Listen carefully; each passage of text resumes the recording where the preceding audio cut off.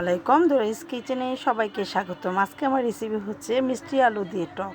তো আমি একটু মিষ্টি আলুগুলো কেটে নেওয়া মিষ্টি আলুগুলো এবার একটু হলুদের গুঁড়ো, অল্প একটু মরিচের গুঁড়ো, আর টকের মধ্যে বেশি মরিচ কিন্তু দিতে হয় না। তারপরে একটু লবণ, অল্প করে তেল দিয়ে তারপরে আমি আদা রসুন বাটা দিয়ে মেখে চেখে বসিয়ে দিলাম। তো একটু ধনের গুঁড়োও দিলাম। ধনে গুঁড়ো দেওয়ার পরে আবার একটু নেড়ে চেড়ে কষিয়ে তারপর আমি রান্না করে দিলাম। আর এই টকটি রান্না করতে গেলে কিন্তু একটু বেশি করে পেঁয়াজ বাটা দিতে হয়।